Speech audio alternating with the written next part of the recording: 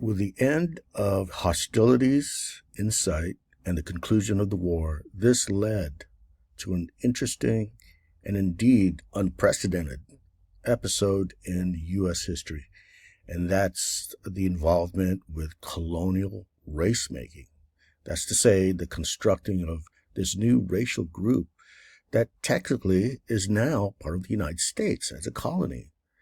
Now, let's remember, during the war, as I mentioned in a previous video, the Filipinos were essentialized as savages. Kipling's term, half devil, half child, primitive people. And this means that, with this project of essentialization, being savage and being barbaric, that's permanent, that's unchanging, that's immutable.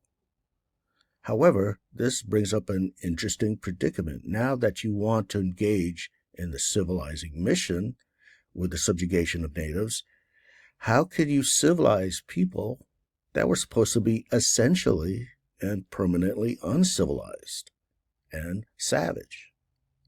Well, first off, let's remember what happened on the continental expansion in America that occurred before this, right? From the late 1700s through 1890. How did America, quote, civilize the, quote unquote, savage Indian, Native Americans? Well, this was largely through genocidal campaigns that led pretty much to the near extinction of natives. And then by 1890, we reached the shores of the Pacific, as we noted, and the census count in 1890 of Native Americans was around 250,000. So the natives were driven west decade after decade, and eventually those remaining were had nowhere else to go. There's no more Western territory to retreat to. So how were they civilized? Well, if you know anything about this history, the centrality of reservations, right? The reservation system, which obviously are still around today. But the reservations were these areas where pretty much Native Americans had little choice but to abandon most, not entirely, but most of their traditional cultures.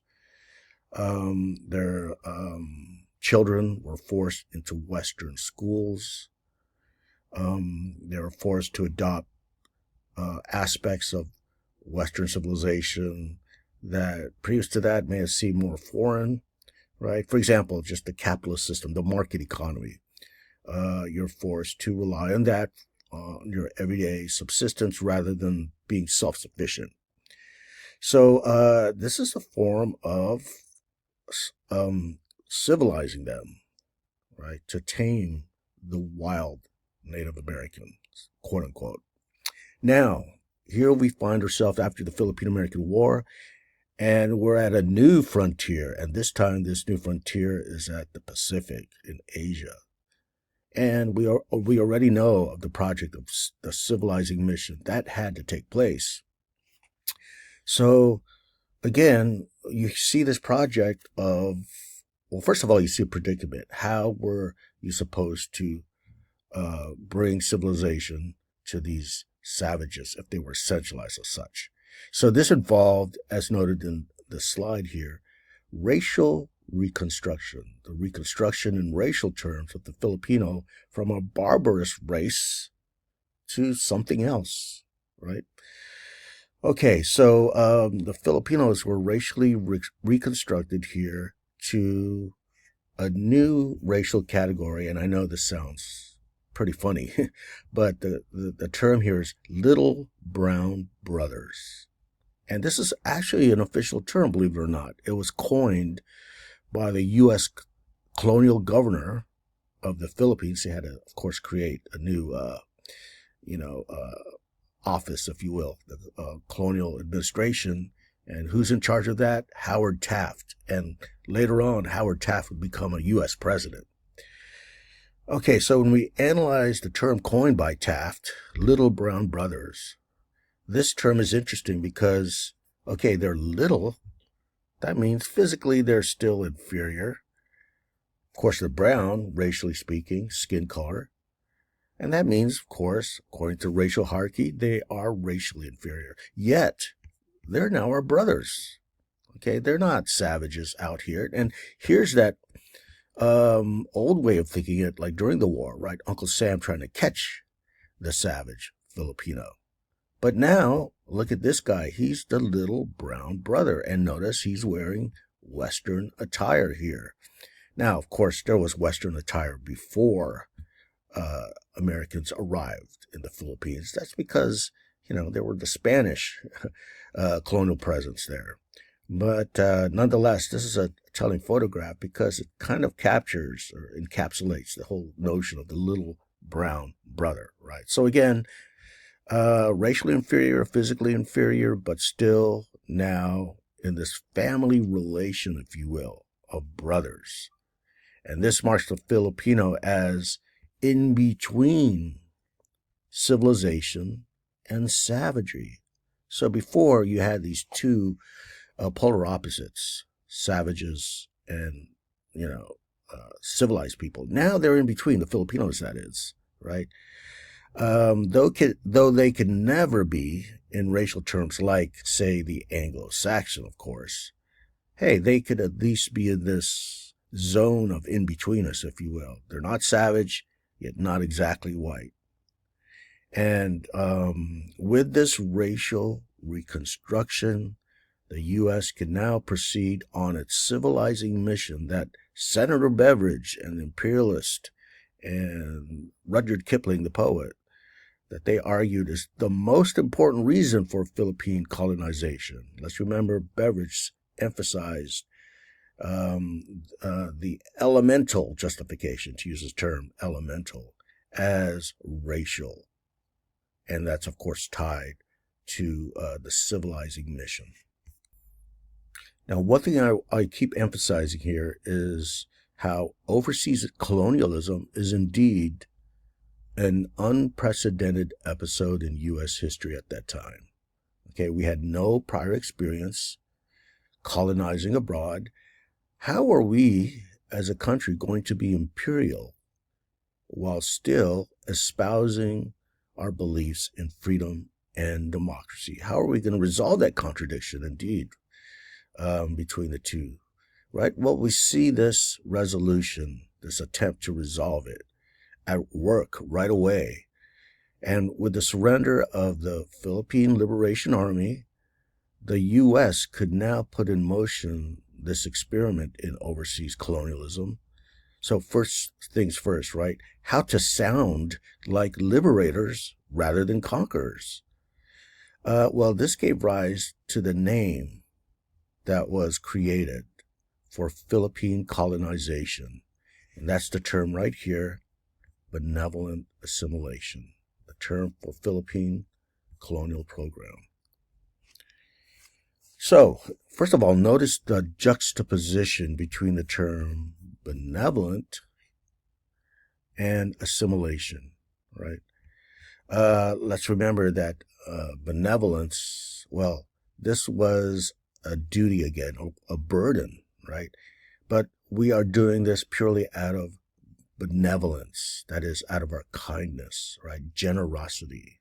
We are compelled to undertake this journey across the Pacific and subdue the unwilling natives, so to speak, who cannot understand the goodwill of the United States. And this is a moral crusade in many ways, right? It's a benevolent attempt to assimilate the native. And of course, assimilate here means to civilize. All right. So let's remember our discussion of euphemisms, right? The disguising imperialism by these innocuous terms. For example, pacification is the one I mentioned earlier, right? Use the word pacification instead of conquest. And here we see this term benevolent assimilation substituting for colonialism. Use the terms benevolent assimilation instead of colonization. Okay, so again, benevolent assimilation will be the official term for Philippine colonization. And as mentioned, it frames U.S. colonialism as a benevolent mission, a generous mission to bring Western civilization and good government and individual rights to the Philippines. Now, still another important predicament faced by U.S. colonial administrators is the issue of citizenship for Filipinos. And indeed, many assumed at that point that this might be an inevitable outcome to extend citizenship for, let's remember, roughly 10 million Filipinos, likely more. So how so? How or why was this on the minds of administrators? Well, this actually has deep historical roots in U.S. history, and it actually invokes the precedent of the Northwest Ordinance, as stated here, the Northwest Ordinance. So what is this? By the way, the Northwest Ordinance explains why we have 48 states on the mainland continent, of course not counting Alaska and Hawaii. So what is this precedent and how does it work? Well, first of all, think about westward expansion from, let's say, 1776 through 1890, when they finally declared the frontiers closed, the government. So whenever you had Euro-American settlers moving west beyond, let's say, the westernmost states at any given time in U.S. history, whether it's 1800, 1810, 1820, they always thought that they were the bearers of U.S. civilization, these westward explorers going beyond the westward boundary of the United States at any given, year. In fact, there was a slogan for this, and the slogan was, quote, "The Constitution follows the flag." The Constitution follows the flag. What does this mean? It means that wherever and whenever Americans go, and especially in this context of westward expansion, they bring the Constitution, and that means political beliefs and ideology. Now, when we think about any state during the 1800s, when you have settlers from the western edge and they migrate even more west and they successfully settle, well, what happens to that territory that's beyond the western edge of the United States? For example, imagine Ohio as the westernmost state in, let's say, 1805. If settlers from Ohio after 1805 migrate even more west of the official state of Ohio, the border, right? Western border, does that mean that Ohio expands its official borders more west? Or does it stay the same as when it was admitted into the Union? Well, the answer is no. Ohio does not expand its border. Eventually, what needs to happen is that territory west of, in this case, Ohio, must be admitted as a new state. Once you see certain conditions met, like population numbers, establishment of local government, and this and that, right? Then they could petition for admission to statehood. Now, once the state is admitted, again, the Constitution follows the flag. And this means that the residents of the new state and what's west of Ohio, let's say in 10, well, that's Indiana. And that means once Indiana is admitted to a state, well, the residents of Indiana are now conferred U.S. citizenship. And, geographically, again, this explains why I have those 48 states in the North American continent. Now, think about this. What happens after we finish westward expansion on the North American continent? If we go overseas, does the Constitution follow the flag? Well, according to the precedent of the Northwest Ordinance, it does indeed lead to citizenship. Okay, so I'll continue with this on the next video.